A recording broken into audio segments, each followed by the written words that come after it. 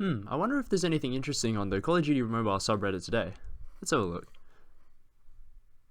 There's a tank? In Battle Royale? Man, I gotta have a look at this test server.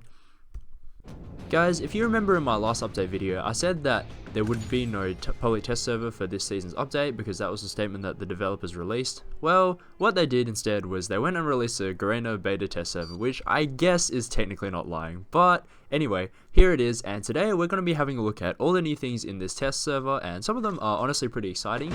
With the introduction of the server, it seems like the Season 7 hype is really starting to pick up, so if you want to stay updated on all that, be sure to hit the like and subscribe button on this video.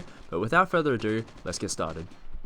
First up guys, I'm going to start with a new operator skill, and it's called Takeyo's Katana, and it's basically a melee operator which gives you a kind of lock on at close range, so you can just swing that melee button, and if an enemy is like kind of on your screen at all, it'll just auto target them and kill them. It's pretty powerful at close quarters, as you can imagine, and I believe it was taken from, in Black Ops 3, if you guys played it, you'll remember a skill called the Ripper, so it was basically another melee weapon that you could really spam. It can really just wreak havoc at close range, so if you have good memories of that, that's now in the game for you to try. So it looks like from the Annihilator, they're continuing with the theme of having a lot of Black Ops 3 operators in this game, which is an interesting choice. If you guys want to see exactly how it works, it is in the gameplay that's running in the background, so you can keep an eye out for that. They're also adding 3 new perks, and I believe it's the first time that new perks have been added to the game, so there's pretty much one for just each slot. So in the red, the first slot, you've got Overkill, and that's as simple as it just lets you run 2 primaries. I can see this being really good in Search and Destroy, like if you want to run a sniper rifle and an SMG. I think I've said that in my last leaks video, but there's that. The next one, in the green slot, is Quick Fix, so that says gun, melee, and combat axe kills start your health regen instantly, and also when you jump on an objective, it increases your regen, so if you play a lot of objective-based modes and you're always that guy jumping onto the point, I guess this is the perk for you. The last perk is Shrapnel, guys, so you get an extra piece of lethal equipment, so that's your frag grenade or trip mine, and also that stops the health regen, the explosions from whichever lethal you're running. I am a little bit concerned about the double trip mine maybe. I think that this might cause too many trip mines everywhere on the map, and they're already really strong, so I'm slightly worried about this one, but again, we'll see how it works out. That perk 3 slot has some really good perks as well, so there's other competitive choices.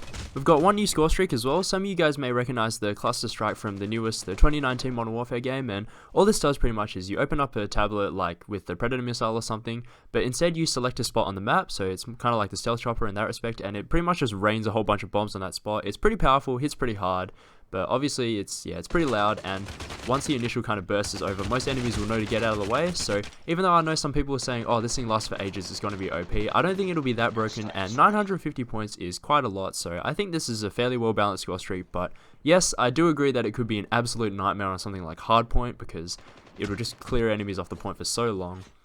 Let's be honest though, the Goliath is already kind of broken in Hardpoint, so at least there's an alternative now. I've also used the cluster strike in the gameplay and got a couple kills with it, so you can keep an eye out for that to see exactly how it works.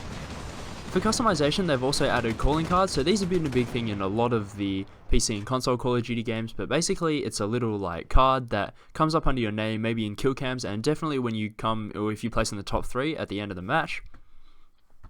Those will just be another thing you guys can show off, and I'm assuming there'll be some challenges, or maybe you can get them in the battle pass. I want to talk about the weapons for a bit now though. When you've got a primary, secondary, and grenade of some sort equipped from a set together, you'll get some bonuses like probably an XP boost, and this one in the example says 50% battle result during Gold Rush. So at the moment these things are a little bit hard to piece together, but I'm assuming they're going to be releasing some more weapons that are part of sets soon, so you guys can start getting them together. There are also some new weapon skins, but just remember guys that this is technically the Garena beta server and not the global beta server, so not every skin that you'll see in this server is going to be added to the game. So for example, the M4 Black Gold is here, and this only exists in Garena at the moment. This might mean that they're releasing it to global, the fact that they've included it as a thing in the test over here, but I'm really not sure, and there's no guarantees with that unfortunately. But I do think the Black Gold skins are quite nice, so I would like to see that happen. Just as a reminder as well, while we're on weapons, the HBRA3 is coming out next month. That's been confirmed in the community update, and I have mentioned that in my last updates video, but just in case you missed that, here it is.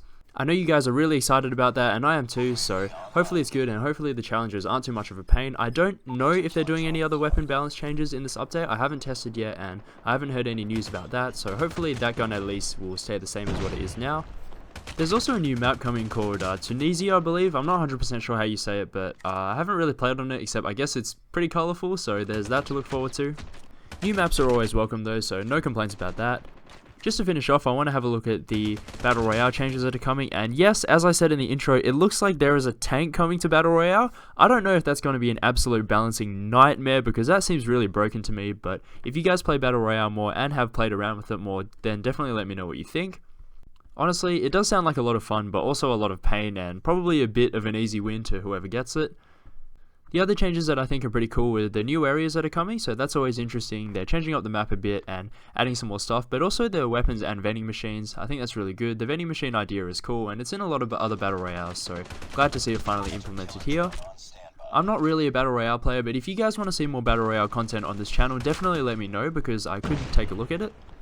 That is all I have for today though, guys. I hope you're really excited about all this new content that we're getting, and I hope you enjoyed the video as well. If you did, don't forget to hit the like and subscribe button, but I'll be back with more, and I'll see you all in the next one.